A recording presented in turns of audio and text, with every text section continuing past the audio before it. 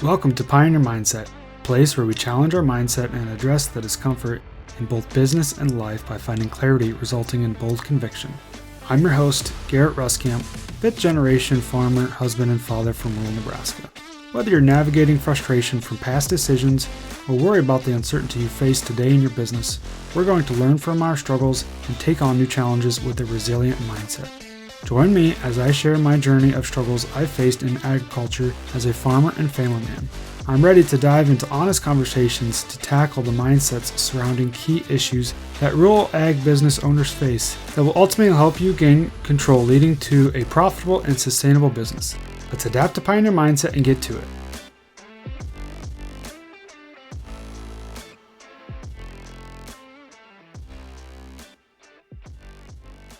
Welcome back, everyone, to this week's episode of Pioneer Mindset. So I got a question for you to start out this week's episode. How much equipment do you actually need? That's truthfully what we're going to be diving into on this week's episode, is asking ourselves, how much equipment do we actually need? All right, so to kind of build upon this, I've been really thinking about this phrase that I had heard the other day, and it's basically talking about overhead, right? So if you can reduce your overhead, you're actually giving yourself a raise, right? So now, would you turn down a raise? Most of us would say, heck no, let's just give it to me right now. Let's sign up for this right now. But why are we constantly basically signing up for the opposite of a raise? And what I mean here is we're just always basically reinvesting in the business, putting a lot of our hard-earned money back into equipment, basically tying up a lot of our capital into equipment, right? And so we're going to be talking about equipment a lot on this week's episode. And specifically, how much is too much, and how do we decide where to put our capital, and if equipment is ultimately the best fit for that. And so also kind of building upon last week's episode, if you didn't catch that one, we talked about equipment sharing. It's just going to tie right back into that. Some of the same concepts there as far as, doing the math, because does it make sense for us to share this piece of equipment or versus maybe have it custom hired or maybe own it outright and do it ourselves? So just kind of diving into that conversation. And I guess furthermore, a little bit of context to what got me thinking about this is if you guys follow Shay Folk on Twitter specifically, or X now, really good follow out there. He's part of AgView Solutions, and he had posted a poll on Twitter a while back, and this was a couple weeks ago. By the time you hear this, it was probably early May when we were right during the middle of planting season, right during the heart of it. And he asked the question, hey, if you had perfect conditions, how long do you think it would take you to actually plant the crop? I think he gave some different intervals, whether it was like 5 to 8 days, maybe 8 to 10 days, maybe 10 to 12, or maybe it's 14 plus. And most of it, I think almost 80% of the responses came in basically 10 to 12 days or less. There were some that were even less than that. And so that just got me to thinking like, okay, are we over-equipped because of that? And our operation's no different. I actually responded to that. We're probably in the 10 to 12 day range. If we can have perfect conditions, we could probably easily get it done in less than 10 days if we're just hammering it out.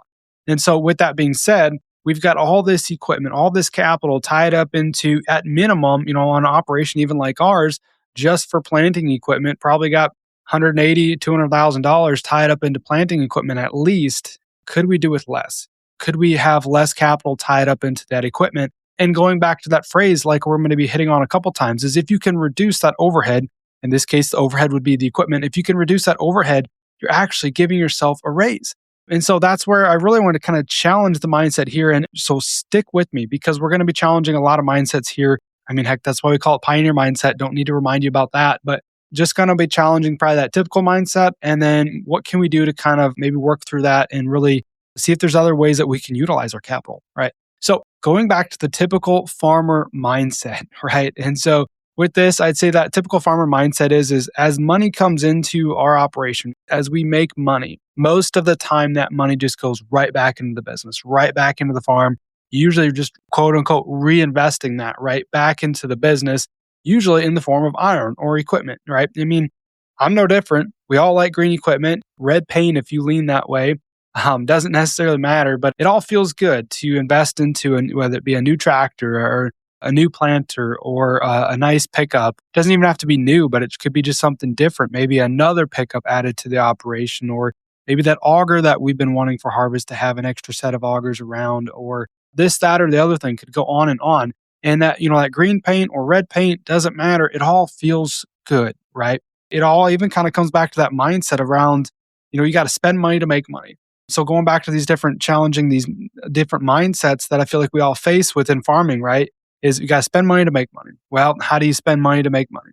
You spend it on equipment, right? Maybe a truck, maybe a baler, something you're going to do custom work with. Maybe you got to have a planter. You can't plant unless you have a planter, right? So all those different things that we spend money on, and then furthermore, back to like I said, once that money comes in, we just automatically almost without even thinking about it, what can this capital really be used for? Well, boom, it goes right back into reinvesting into the business, right? So we tell ourselves that it's just reinvesting in the business or we're trying to build equity. That's what we got to do as farmers, right? Most of our equity is actually tied up into equipment. And so back to the capital side of things is, if we're looking at a balance sheet, it's definitely the largest line item, largest category on our balance sheet is equipment, right? Hopefully it's the more assets than liabilities, but it's definitely the largest, line items where we got all these different pieces of equipment that we list out, right? But it's also probably from a percentage standpoint, just a total dollars invested standpoint, equity standpoint, if you will. It's also one of the greatest portions of our balance sheet, right? Probably right up there next to real estate, but just from like a one sector, intermediate assets, probably the largest portion of our balance sheet. That's where a lot of our capital is tied up into. Probably mostly just because that's the way we're maybe taught, trained, and conditioned. Back to this kind of typical farmer mindset of just reinvesting in the business. Well, I can do this more efficiently if I have this piece of equipment, or if I do this better or that better. And so we just constantly stick any sort of money we make back into the business, reinvesting it, right? The one thing I wanted to challenge within this is in reality, we're investing back into assets that actually depreciate. Okay. So when it comes to investing into assets that depreciate, what I actually come down to is a side comment here back to a book from Robert Kiyosaki called Rich Dad, Poor Dad. And within that, he actually talked about, how to basically build wealth is investing into one, assets that cash flow, but two, assets that appreciate. And so that's where I think that we have this bit of a disconnect in farming and agriculture is because we're constantly investing into assets that depreciate. All right. Now, we're going to get into this, but hopefully at the end of the day, those assets at least bring us back a positive cash flow and can cover that depreciation cost. All right, we're going to get into that here in just a little bit. But I just want to really bring up the fact that typically when we're reinvesting, because that's what we're telling ourselves, we're feeling good about reinvesting back into the business, building equity, but we're typically just reinvesting into an asset that depreciates. So kind of going to take you back to my personal story here and back to some hard truths for myself as well. And kind of shifting gears back to an example where we've done the same thing, right? And I bring this up when as I was thinking about this, challenging the mindset, I'm challenging my own mindset as well. This is one of those things to where I think we could definitely do better. But back to the story here. So here a couple of years back, it was kind of where most operations were probably doing pretty good, maybe coming right off of that highs in the grain markets and maybe low interest rates and different things like that. And in our operation specifically, we did actually have an influx of cash. So we were sitting pretty good. We had some cash in the account. And so we went ahead and we basically bought a tractor and we used cash to pay for it. And within that, we told ourselves, and this is another way to challenge the mindset as well, but we told ourselves, okay, we're using cash to pay for this. We don't want to finance this. Even interest rates at that time were still pretty reasonable, but I still didn't want to finance that. Okay, so I wanted to use cash. But here's where I want to challenge that mindset of using cash. Even if you got cash in the account, are we truly using cash if we've got other debt on the books? Okay, so we've got, long-term debt that we're trying to eat through and different things like that. So, I told ourselves, well, we're using cash. Well, are we really using cash if we've got other debt on the books? Well, we are inevitably, if we're not taking that money and putting it towards that debt, which is what we could have done, we are actually basically financing this tractor. Even though we're paying it on cash, there's not a separate note for it at the bank. It's not a term note or a intermediate liability on the balance sheet, but it's still in the form of you're not using that capital to pay down on that long-term debt. We are inevitably basically financing this tractor. I bring that up because it's not something that we typically think of. And so it might maybe kind of challenging your mindset a little bit too is when it comes to basically reinvesting in the business, if we have money, back to that typical farmer mindset, we have money, let's reinvest it back into the business to these things that we probably need and can definitely justify. Going to get to the justification here in a second, but we definitely need them. But just challenging that mindset of, okay, is this actually going to be the best use of capital? All right. And then furthermore, here's the thing that I was thinking about as well. When it comes to times that are lean, like we're in now, Like we're in lean times right now for a lot of the row crop producers, especially, maybe not the livestock guys, but hey, we're still facing high inflation. So everybody's feeling this to some extent to where times are a little bit leaner. It's hard to look around and not see the cost of past good times. So I'm going to kind of repeat that is when we're in times that are lean, it's hard to look around and not see the cost of past good times. And I think that phrase right at the end there is see the cost of past good times. That's the one that really hit home for me as I was thinking about this because it's very contradictory, right? We think of good times and we don't think of a cost associated with good times. But how often have we made decisions in good times that actually had a negative effect on us in the down times, like right now? I mean, let's face it, whether that be back to my example of buying a tractor with cash when we could have set that cash aside and used it during a downtime, or maybe it's we did buy that tractor, but we financed it because we had cheap interest. And now we got payments that we're stuck with when times are lean, and now it's harder to make those payments. So once again, at the good times, we're making these decisions, but we're feeling the cost of those good decisions in the rough times, like we're in right now, in the lean times, right? So the cost of past good decisions. Think about that for yourself, for your operation. Is there anything that comes to mind for you? Are you currently feeling the cost of past good times? Just think about that one as you're in the tractor right now, probably, right? What could we do to make sure that we're not feeling that cost of past good times? We want to make sure that we feel the benefits of past good times, not necessarily the cost, right? I definitely want to challenge your mindset on that one and kind of keep that one in the back of your mind, right? So I mentioned the justification. Here's going to be a fun one. When it comes to the justification process, man, I tell you what, farmers, myself included, we are great, just absolutely fantastic at justifying our decisions when it comes to equipment, right? Specifically equipment, probably any other business decision, we can definitely justify it. We need that other auger because, well, we're kind of short on auger. And if we had another one, we could maybe set up on two different bins and we could unload faster, could unload the trucks faster, get back to the field faster, get the crop out faster, which is money in the bank, right? All those different things. Or, we need that high-speed planter because if we can plant faster, we can get done in 8 days instead of 10 days. And we'll beat that weather and we'll beat the rain and we'll get the crop in the timely manner when it's supposed to be in and get on to other things and this, that, or the other thing. And I could go on and on the justification side of things. And it typically comes down to, justifying efficiencies, maybe even breakdowns, maybe getting things done in a timely manner. Yeah, that we always come back to that one and how much that's worth, right? Worth. I use quotations there because we can, like I said, justify those numbers. But then also, hey, it's less hassle because we don't have to go rent this from the neighbor, or we don't have to go borrow this, or we don't have to call up the co-op and have them custom apply this, right? And so we use this as ways to justify our decisions, our capital purchases, if you will, into equipment, right? In reality, these are all real justifications and they're understandable. They're real numbers that we can run on the back of our hand or in our head or on the calculator as we're running through the field hitting auto steer. So these are all real and understandable. They're not wrong, but I just think that we're asking the wrong question. All right, we're asking the wrong question. Instead of asking ourselves, can I justify it? Because the answer is always going to be yes, by the way. We can always justify it. So instead of asking a question that we probably already know the answer to, let's flip this and just ask instead of, can I justify it? Is maybe we flip this to, is this the best use of capital? Okay, that's to where the justification question is easy because the answer is typically always going to be yes. Now, this question of, is this the best use of capital? That question is harder. That one is harder to answer because there's a lot more that goes into this. And typically, the answer may not always be yes. And it may not always be what we want it to be. Well, and even back to that farmer first mindset, right? Back to the mindset that we're all typically used to, we're not used to asking that question. We're not used to having to answer that question either. And so therefore, it makes it a lot harder for us to come up with an adequate answer. Okay, is this the best use of capital? Well, I don't know because that's all I've ever put my capital towards.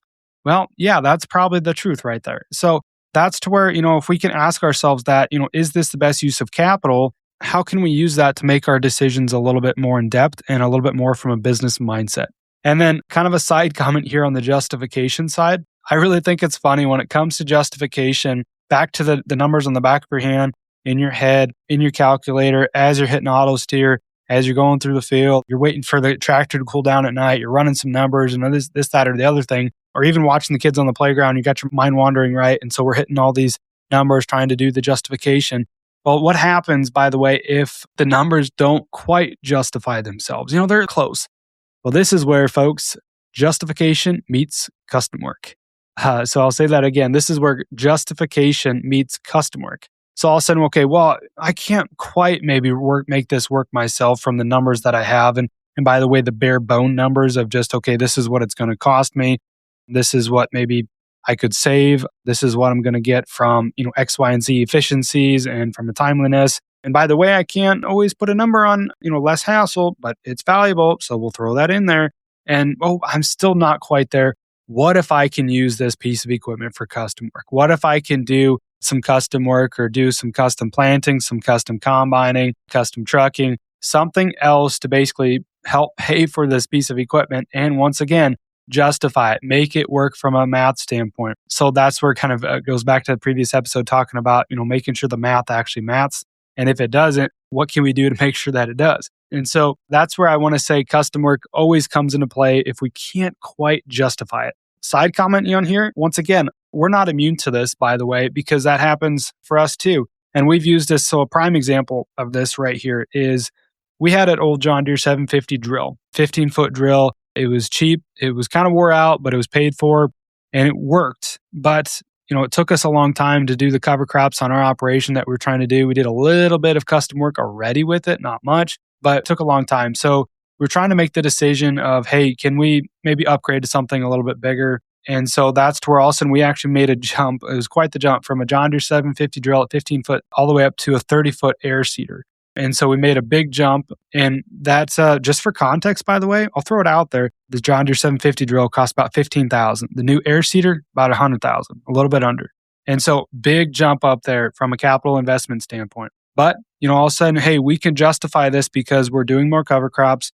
We're entering into more programs that pay us for doing cover crops. So there's a benefit there to make sure we get things done in a timely manner and making sure that we get the crop planted sooner rather than later because that's going to benefit us more. And hey, by the way, I think there's a benefit. There's an opportunity for custom work. So let's do some custom work with it. Let's cover some more acres with it. Let's make this thing pay for itself that way. And so side comment on that, side comment from the side comment. I know we're getting down a rabbit hole, but hey, hang with me here. That's what the fun is, right? I think the custom work can be a valid argument that can be beneficial. Okay. And when it comes back to a positive cash flow standpoint, which I'm going to get at here in just a second, is I think that can be a argument worth having and definitely something worth considering. All right. But I just think it's funny that when we're coming up to making these decisions, these capital investments of, can I make this work? Or if this is where I should put my capital, it's probably not even that question. That question's not even coming up. It's just, okay, this is what I want to do. Can I justify it? I can't quite make it work. Boom, custom work. All right. So that's where it's just kind of funny how that's where our mind kind of goes to. All right, back to the low overhead side. I want to kind of go there next. The low overhead is ultimately something that when I think of low overhead, I actually think of the livestock guys.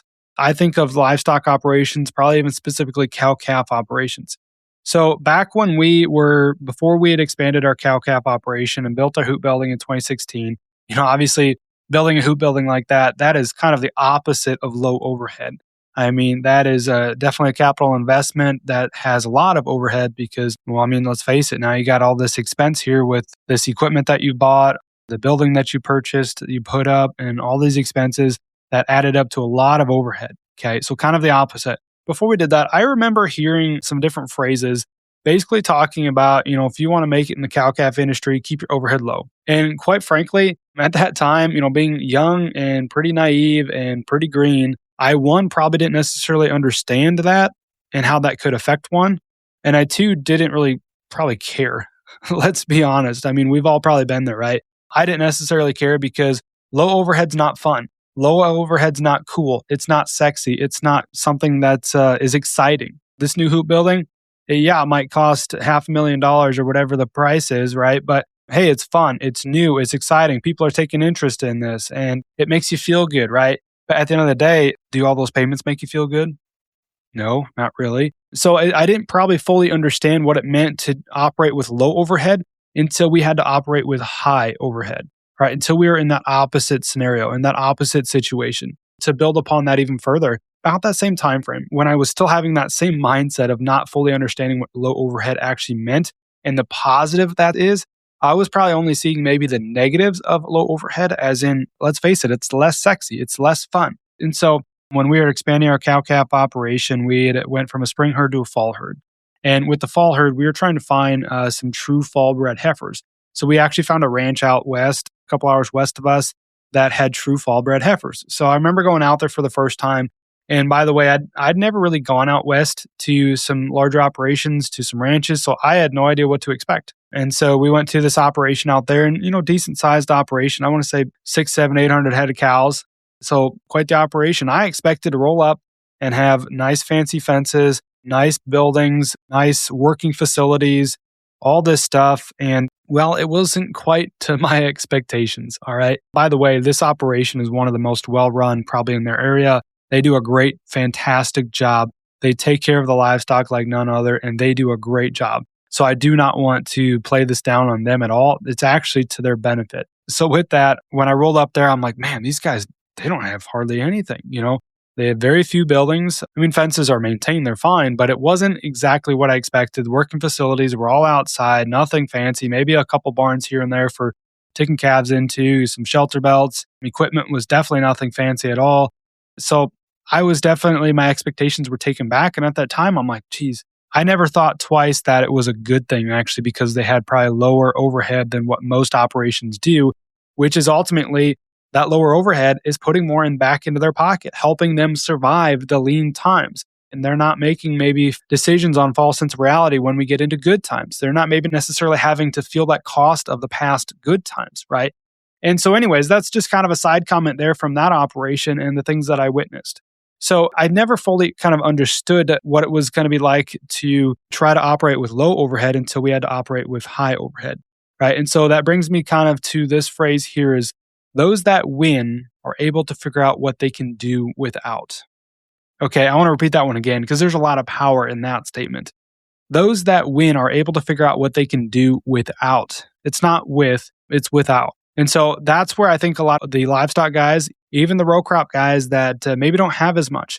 We always drive by, maybe it's the operation that when everybody else is farming with 8Rs, they're farming with maybe a tractor that's got 7,000, 8,000 hours on it. Maybe it's an old 4955 or something like that. Or maybe it's equipment that's instead of 5 years old, that's 25 years old. Right. And so we look down on those operations, because they don't have as fancy of equipment as the next guy. But we don't see at the end of the day, the fact that their low overhead might be putting more money back into their pocket. And maybe they're actually better businessmen, even though they don't look like the better farmer. And so that's ultimately the mindset that we're trying to challenge here. Now, taking that mindset and flipping it a little bit, maybe giving us a bit of a framework to kind of work through as to where can we go from here? How can we go about making these decisions? Maybe you see yourself to where, okay, I've actually felt the costs from previous past good times.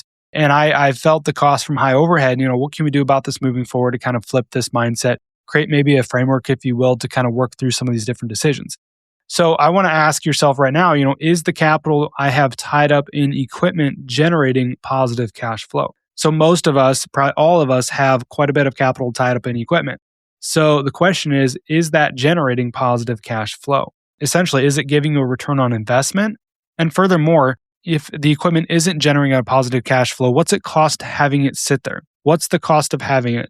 That cost of having that probably is one that's hard to figure. It's hard to come up with. One of those questions that's really kind of hard to answer because we've never even asked the question or had to answer it. And so what is that cost of the equipment? All right. And even back to the generating positive cash flow.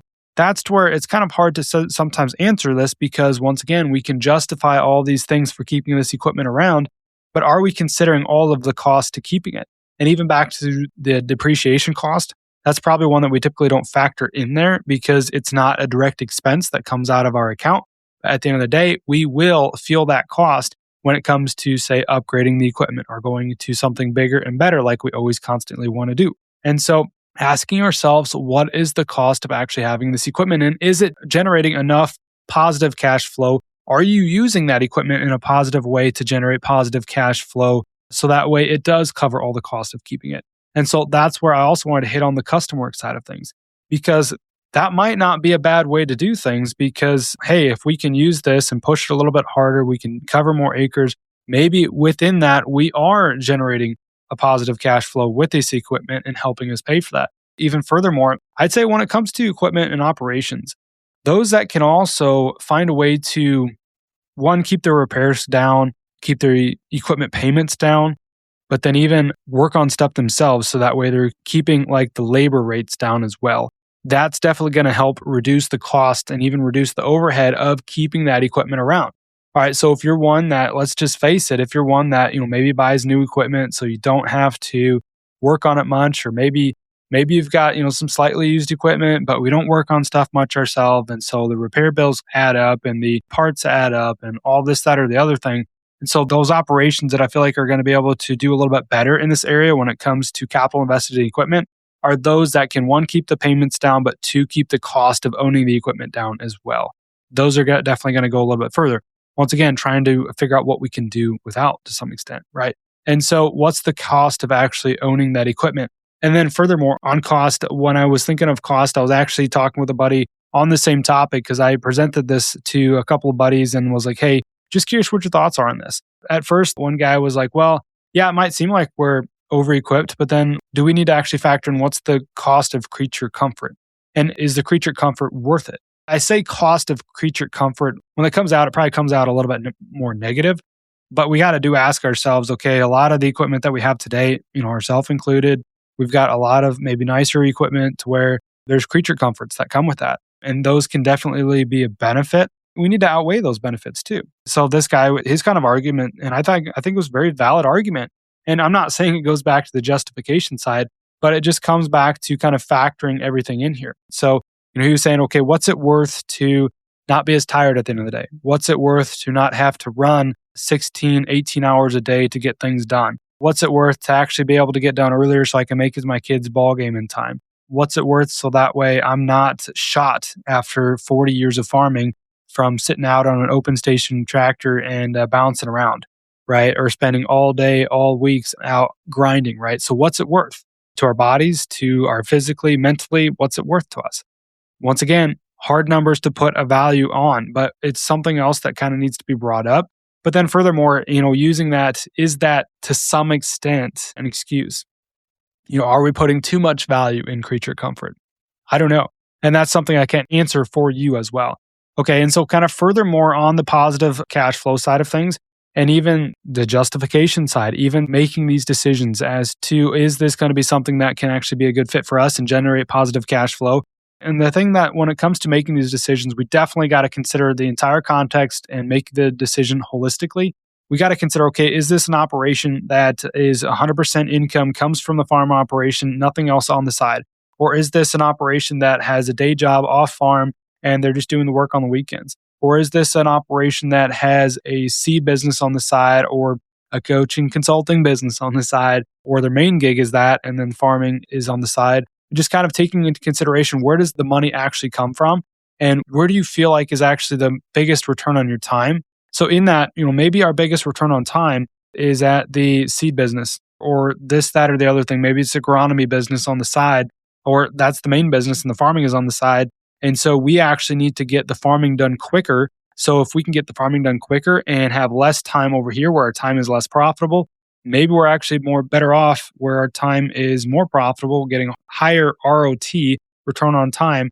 And so that allows us to make sure that we can get done with that job quicker and get back to our main gig. So there's a lot of things to really factor in there. And that goes back to that cost of creature comfort. That goes back to the time and efficiency factors as well.